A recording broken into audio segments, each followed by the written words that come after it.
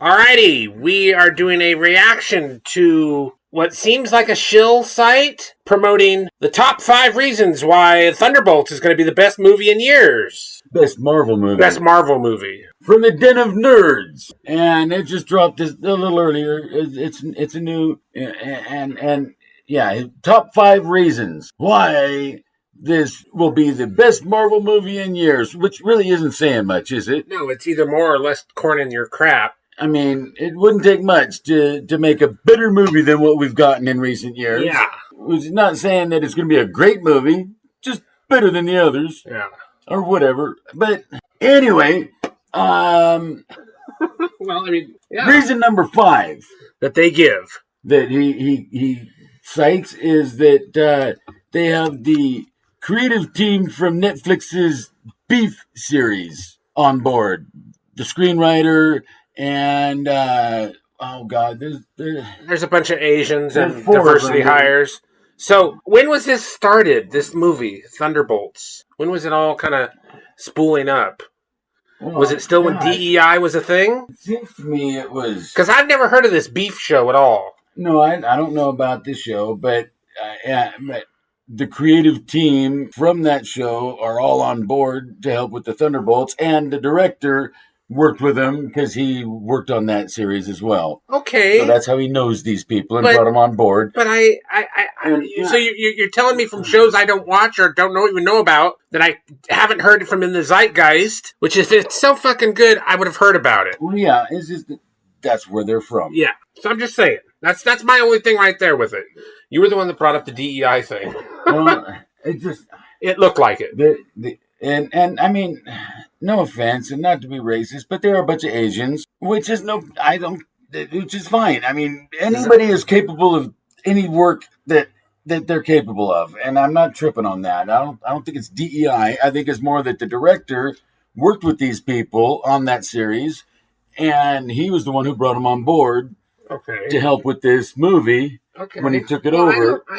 Anyway, but that's reason number 5 is these individuals. A show I've never heard of and a director I don't know about. Yeah, but from a C or D tier comic book, Thunderbolts. Yeah. But that's his reason. Okay. Number 5. More power to him. Reason number 4, the stunt work and action sequences. And what was her name? Heidi Moneymaker. Oh my god, you should have seen this gal. She should have played the Valkyrie. Yeah. She had some legs on her. And she has a sister, I forget her name, but she's a stunt performer as well. Moneymaker. I love that. That is, yeah, I mean, that's really, a great name.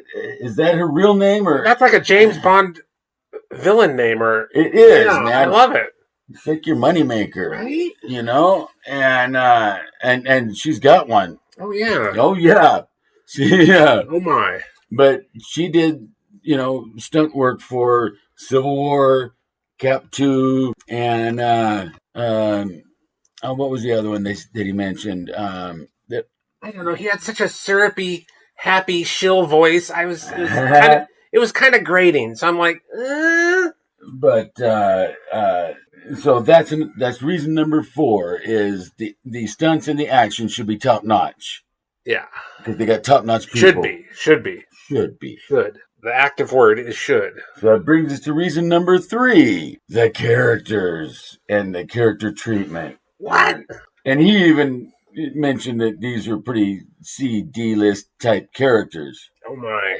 Oh, but the cast, and I have to agree, the cast is a good bunch of people. But who made these C and D tier characters in the Marvel Cinematic Universe? Well, most of them come from other movies. Yeah, I get it. Disney Plus series. Yeah, they were never in any of the movies. This is their first appearance in a film. They were in movies. Ghost was in Iron Man 2, Ant-Man and the Wasp, Ant-Man and the Wasp, and Taskmaster, of course, was in the Black Widow movie. Yeah.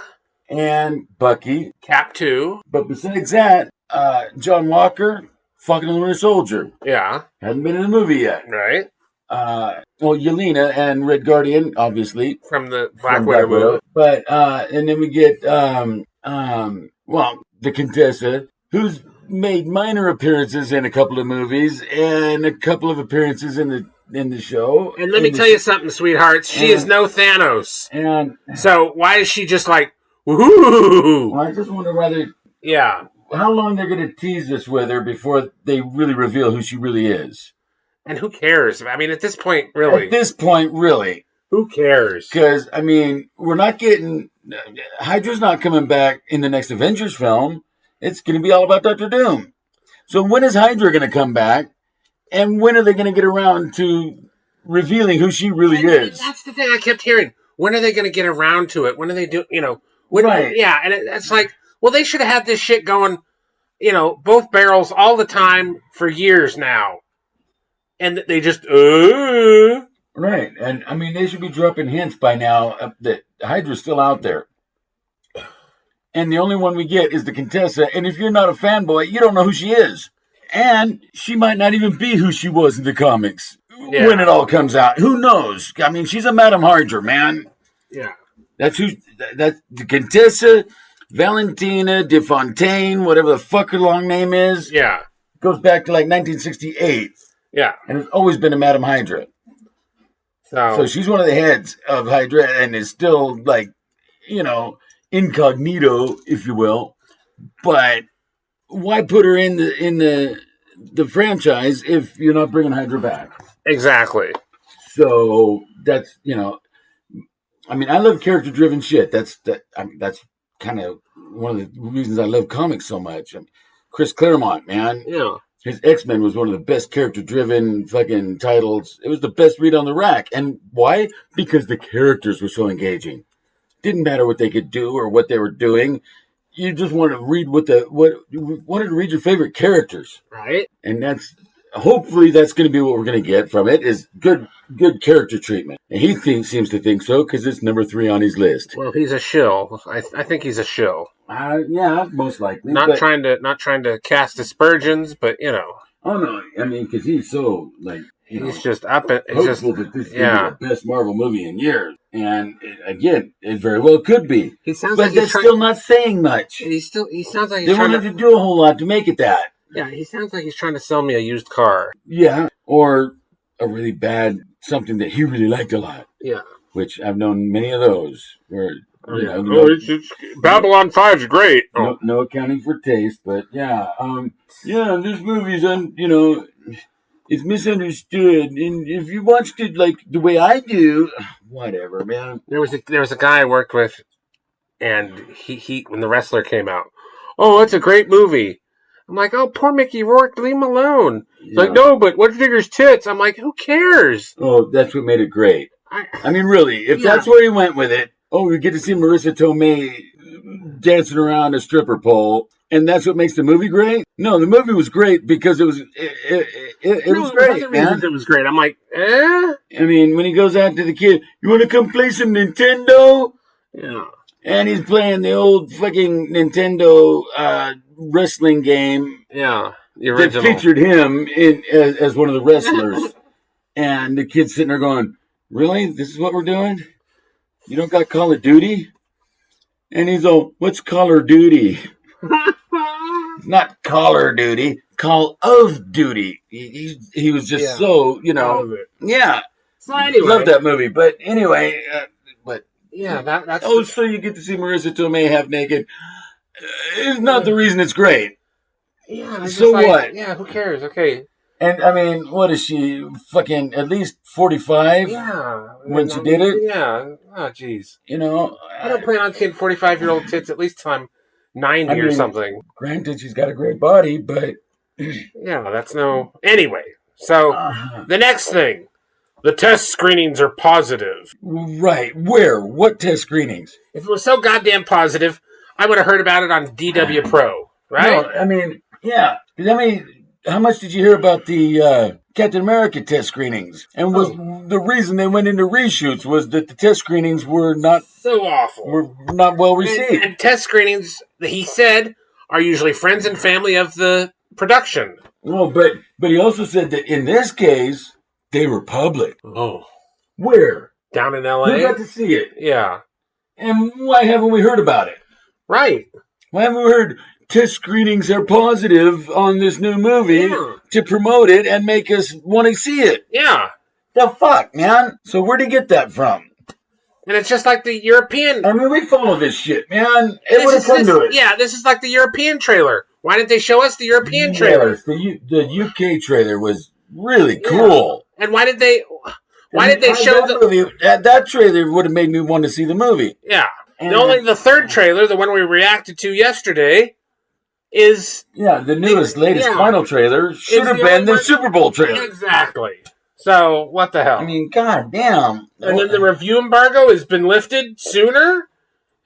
Yeah, reason number one that this is going to be the best Marvel movie in years is that they're lifting the review embargo on it on April 22nd. Which is also... And the movie doesn't hit until May 2nd. Which is also when Andor comes out. So are they trying to... This is all an illusion, or create a glamour, or just like I don't know if they're confusion, or I don't know, because it's a Marvel project. It's not a Lucas Star Wars, Disney. But it's Disney. Yeah. So there may be. I don't know if that's this isn't the movie you're looking for, or something like that. But I mean, typically it is a Wednesday that they lift that embargo, and Wednesday happens to be the 22nd. So are we going to do preview day on Thursday if they have it here? Yeah, we'll just have to see when it comes. Yeah, because the movie hits on May 2nd. Yeah, if our wannabe strip club movie theater shows it on Thursday nights, we'll probably do it. They probably will have it Thursday night. Okay, like a preview show. Midnight, whatever it is. Midnight Madness. I like 11, that. Whatever the first showing. I get too old for that shit. But. No, these are the 5 reasons that this guy cites. So, and what do you guys think? Do you agree with these 5 reasons? The creative team from a Netflix show that is apparently a really good show and been highly regarded. Hotter than a horn in a pickle patch. The stunt work. Okay. Coordinated by a Valkyrie. By an actual Valkyrie. By a woman. Well, yeah. That's what a Valkyrie is. I'm just saying. Did you see that muscle on that leg? That inside leg? Man. Good God. Her leg was as big around as my fucking onion. Oh, God. Yeah. You could. Yeah. Dude, she'd snap your neck with him.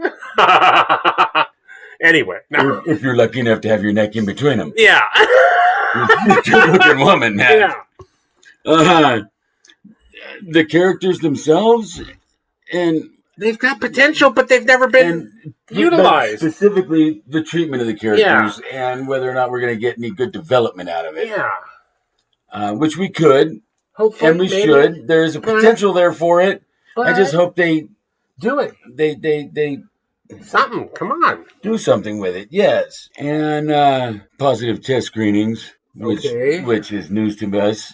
I never heard shit about it. I didn't know they were test screening the movie, and I mean, I know they do that, but and if it was so good, wouldn't Disney leak it to? Oh, hey, this is a good movie, guys. You would think that they would, use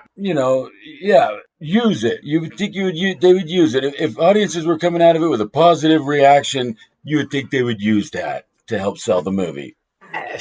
Yeah. Just saying. And then, the lifting of the review embargo, which I guess, typically they will lift it like Wednesday before the release of the film, which only gives you a couple of days to get your thoughts out on it. And I think another reason why they review embargo these things is to kind of curtail review bombing it. Oh, well. The review bombing thing. Because that's a thing. It really is. I don't know how significant or how much it impacts. I don't think so. But it, when people are review bombing a movie that they got to see a week before it releases, and discourage you from coming to see it. Well, you've gone to movies that have been review bombed, and you agreed completely with the bombing, like right over fucking Dresden, because they were shit. Craven and fucking Captain America. Craven. Cap 4, and so that's why I say the review embargo is pretty soon they're going to link it to the Orange Man or something. It's just more of I think it's just marketing strategy. Yeah. So that they don't have these negative reviews hit the theater because they don't have confidence in the film. Yeah. So they embargo it until the last minute so that bad reviews don't come out until after you've seen it. Yeah. kind of thing. I Exactly, mean, yeah. that's the impression I get, at least. And All right. lifting the embargo, on the 22nd, a week before the movie actually hits the theater, according to this guy at least, It's a good sign. shows that they have confidence in the film. Yes. Yeah. And it's going to be a good film. Let us know what you think. We'll see. I'm just going to reserve judgment till I see it for myself. I'm just going to let it be what it is. And I hope to enjoy it. I hope I don't walk away disappointed. Me either. Because I'm tired of it. With that, like, share, subscribe.